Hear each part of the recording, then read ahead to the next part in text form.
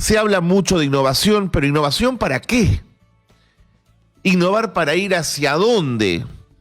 ¿Innovar para crear? ¿Innovar para producir? ¿Innovar para insertarnos en el mercado? ¿Innovar para ser más felices? ¿Innovar para qué? Bueno, les propongo un debate interesantísimo con nuestros invitados que se los presento a continuación. Nos acompaña el señor Jaime Montes García, presidente del Consejo de Administración de FONDEP. Señor Montes, ¿cómo está? Bienvenido.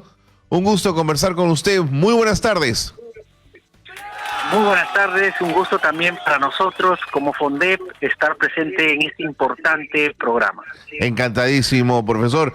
También está con nosotros Fidel González Quincho, consultor en educación y gobierno digital. Señor González, ¿cómo está? Gracias por acompañarnos. Muy buenas tardes. Muy buenas tardes, estimado Carlos Cornejo, muchísimas gracias por participar en este interesante programa Escuela Abierta, que promueve la derrama magisterial.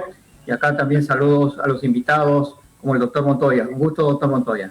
Encantadísimo, señor González Quincho, de tenerlo con nosotros. Y también está Modesto Montoya, científico promotor de ciencia y tecnología, un terco, pero así de años, intentando pelear porque la ciencia y la tecnología ocupen espacios más importantes en la educación peruana. ¿Cómo está, don Modesto? Bienvenido. Muy bien, querido Carlos. Gracias por la invitación. Encantadísimo de tenerlos aquí. Les planteo la pregunta, quizás conversamos con el profesor Jaime Montes, comenzamos con él, pero la pregunta es para los tres. ¿Innovar para qué, profesor? Bueno, en primer lugar, creo innovar para cerrar las brechas, para hacer un país más justo, para acercar a la zona rural al desarrollo, mirar como la realidad como una oportunidad. La innovación tiene que enfocarse en la reserva de la humanidad, que son los Andes, las cordilleras, los ríos y el mar. Pero para eso necesitamos formar innovadores, escuelas innovadoras, necesitamos tecnología, innovar sobre todo, creo, para tener un país más justo y equitativo. Creo que es la esencia de la innovación, solucionar problemas, pero los problemas sociales que nos dividen son los primeros problemas que debemos saber solucionar. Y para eso necesitamos ir más allá de lo formal, es recrear, inventar, utilizar procesos más eficientes, más eficaces, y desde la educación nuestro rol es formar personas competentes que no tengan miedo a innovar, que sobre todo lo hagan con pasión, con amor al país, básicamente. Señor González Quincho, hay evidencia que muestra que aquellos países que en la década de los 60 apostaron por la educación en innovación y tecnología, se convirtieron 30 años después en los tigres del Asia, en países absolutamente competitivos con aquellos que ya venían desde atrás siendo pioneros en tecnología. ¿De eso estamos hablando, señor Quincho? ¿González Quincho? Bueno, usted sabe que el tema de la innovación tecnológica en el mundo viene desde finales del siglo pasado, ¿no? Como los países de Suiza, Suecia, los Países Bajos, Asia, Europa. Ellos han tenido un emprendimiento de innovación, especialmente han apostado por el conocimiento, ¿no? La tendencia hoy en día en nuestro país también tiene la misma connotación. La pandemia nos ha mostrado, pues, ¿no?, la dura realidad que vivimos como país, donde es necesario reformular los proyectos de políticas públicas, especialmente en el sector de educación, para promover una verdadera inclusión desde la innovación tecnológica. El tema de la innovación tecnológica, si vamos al campo de la educación, bueno, viene desde el año 2000 con la puesta en marcha del proyecto Huascarán.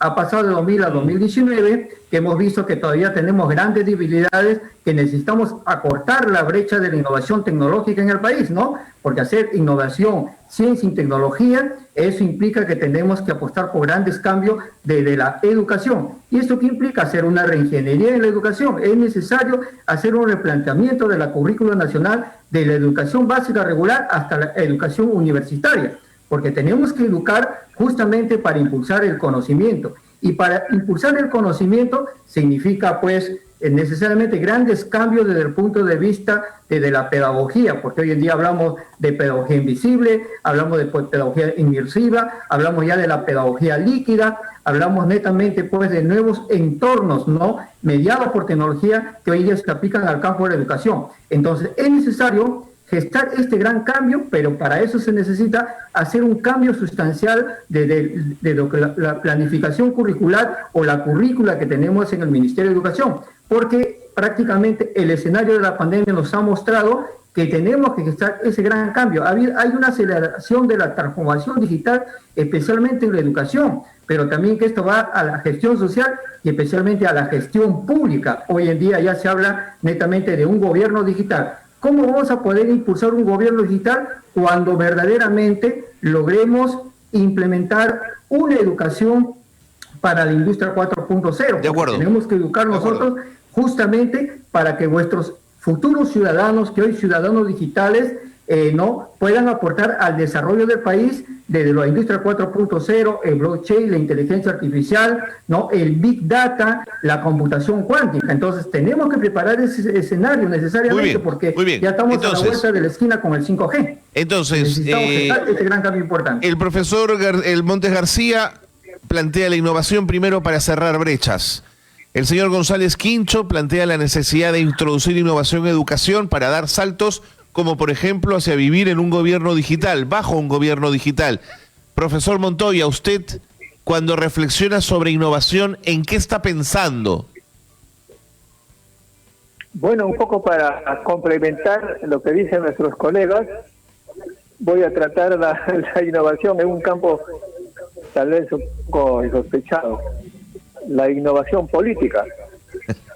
En estos tiempos se habla mucho del modelo, ¿no? El modelo que vivimos.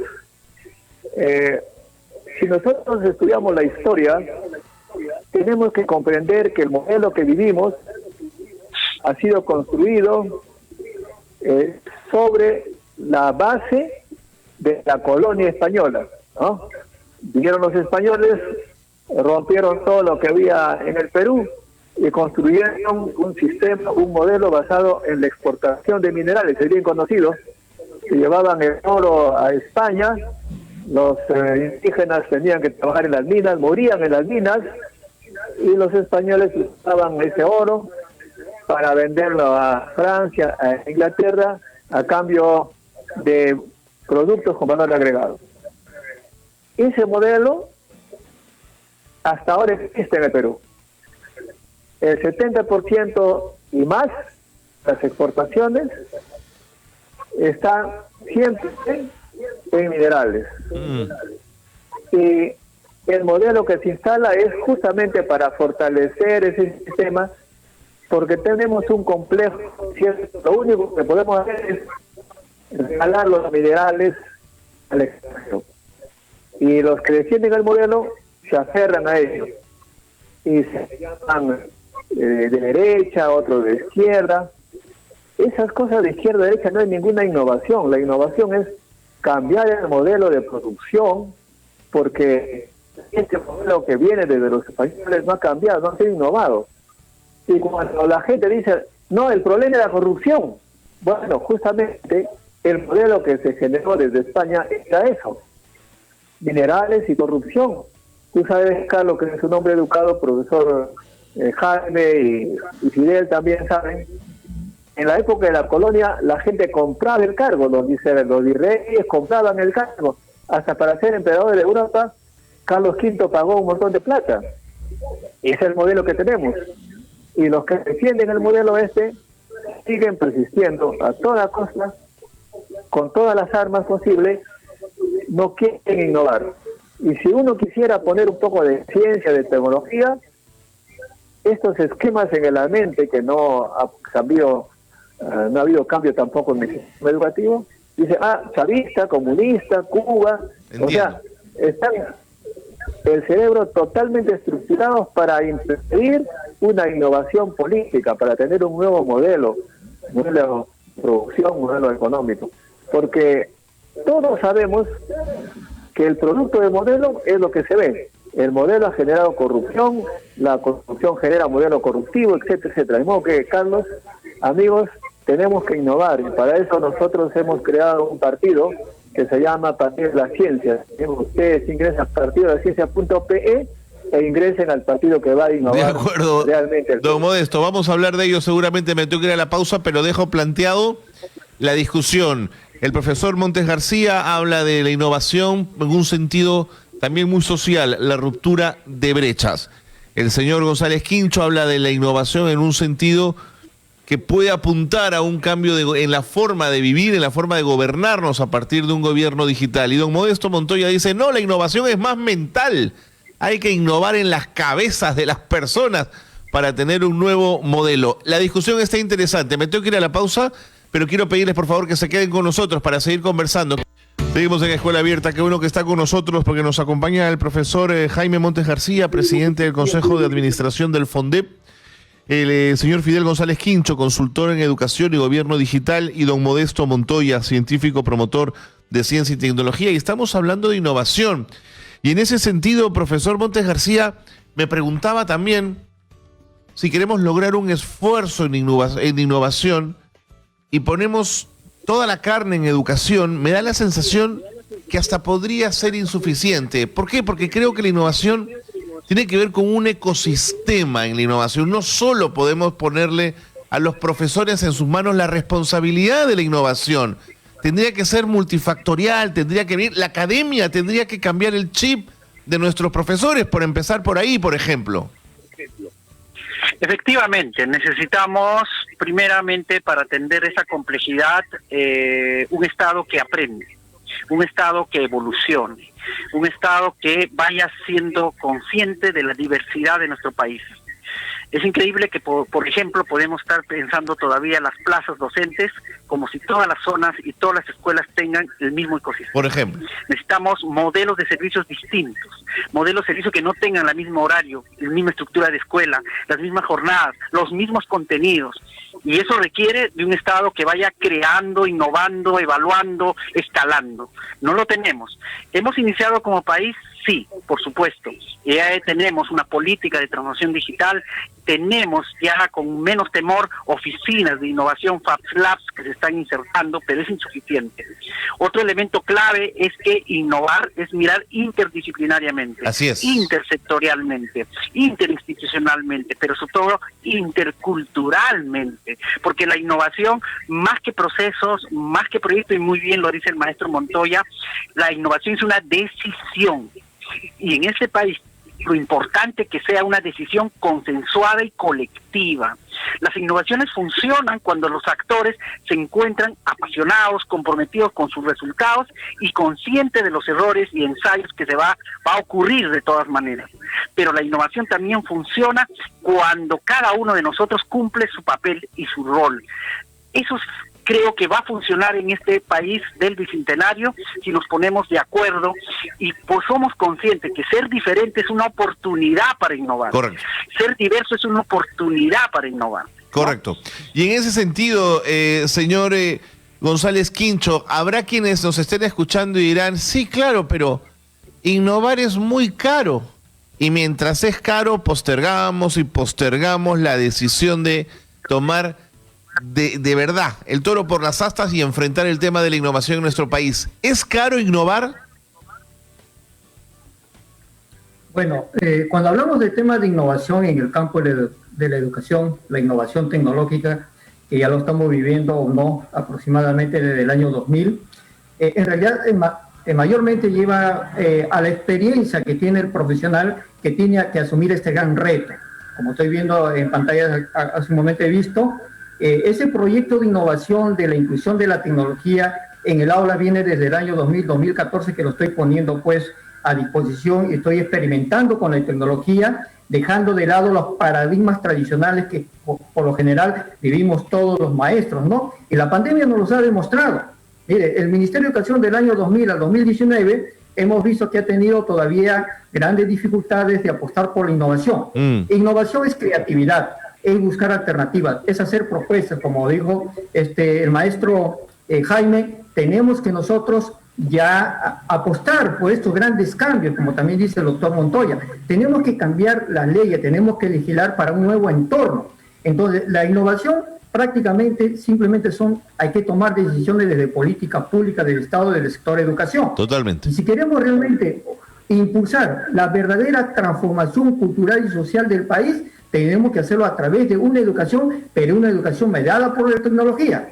El tema de la tecnología de la información y la comunicación, la Internet, las herramientas digitales, ¿no? Las herramientas tecnológicas no viene con la pandemia, viene desde finales del siglo pasado. Entonces ya estamos viviendo una gran ciudadanía digital, una sociedad digital, y tenemos ciudadanos digitales. Por lo tanto, se exige que en nuestro país empecemos a educar en cultura digital, en alfabetización digital, porque necesitamos una verdadera inclusión de la educación desde la innovación tecnológica. De acuerdo. Con la experiencia que vengo teniendo de muchos años, aproximadamente 30 años, en la cual he hecho muchas propuestas educativas, pero es necesario que la innovación en el país es importante, pero todo empieza con el gran cambio del maestro. Correcto. El maestro es la primera persona que tiene que adaptarse a estos grandes cambios, tiene que aprender, desaprender para aprender en nuevos entornos digitales donde hoy nos estamos, digamos, moviendo todos los ciudadanos. Hasta ahora estoy más o menos pensando de que todavía estamos pensando que vamos a regresar a la presencialidad. Claro que sí, pero vamos a regresar en una normalidad. Esto que implica ya que tenemos nosotros ya prácticamente la educación híbrida, donde el maestro va a tener que aprender a convivir, ¿no?, con la tecnología, pero como voy a repetir, la tecnología no viene de esta innovación de la tecnología en el campo de la educación, desde la transformación digital que se ha acelerado, pero todavía no se entiende que tenemos que educar a una sociedad. Queda claro. A una sociedad, queda claro el punto. El paradigma. Queda claro el punto, señor González Quincho, señor Modesto Montoya. Fíjese que los dos verbos que más he escuchado en esta conversación son tenemos que, debemos que, hay que ir hacia, no sé, pero la pregunta es, ¿y por qué no lo hacemos? Si el diagnóstico es tan claro. Bueno, muy buena pregunta, muy buena observación, estimado Carlos, tú siempre... nosotros, los científicos que regresamos del extranjero en los años 80, nos dimos cuenta que el Estado no le interesaba la ciencia era ninguneada. ¿Te acuerdas? Me hacías algunas entrevistas en esa época. Claro. Y tú has dicho, soy terco, persistente. Pero no solamente éramos terco, persistentes diciendo qué hay que hacer, sino que hacíamos. Justamente he escogido el fondo para que ustedes ven, hay dos niños, acá, son niños de los años 90, que dijimos, esos chicos tienen que entrar en la modernidad. Hicimos un gran esfuerzo y niños como estos, que son muchos, se formaron con una nueva manera de educar, con laboratorios, con nueva tecnología, para que la conozcan desde pequeñitos. Bueno, el resultado es que el más pequeñito, por ejemplo, ahora tiene una gran empresa de tecnología de inteligencia artificial, Big Data, la web de las cosas, pero desafortunadamente no están en el Perú, están en el extranjero. Los dos chicos están en el extranjero llevando una vida realmente soñada para muchos peruanos. O sea que fue un éxito para ellos seguir esa formación innovadora desde los 90. Pero ¿qué pasa con el Perú? Como dije, como el modelo sigue el mismo, que es prioridad a los minerales, etcétera, etcétera, etcétera, no hay lugar para estos chicos, se van al extranjero. De modo que por más que hagamos innovación en nuestro lugarcito, si el Estado no se innova, simplemente estamos formando cerebros para enriquecer más a los países ricos que sí han comprendido y lo reciben las puertas abiertas y le dan todo el apoyo para crecer ellos y también el país que lo recibe. De modo que es urgente que haya una innovación en el Estado. Nosotros decidimos apostar por Pedro Castillo porque era el único candidato que hablaba de ciencia, tecnología para dar valor agregado a los minerales. Pero hay una oposición tremenda que quiere seguir en el mismo modelo que se llama primario exportador, con desigualdades, corrupción, etcétera, etcétera. Nosotros seguimos luchando, pase lo que pase, con la misma idea, innovar en educación, innovar el Estado, para que dé importancia a la ciencia, a la tecnología, a la innovación, pero todo a la verdadera riqueza que está en los cerebros de los chicos. Profesor Montes García, señor González Quincho, profesor Montoya, muchas gracias por haber estado con nosotros.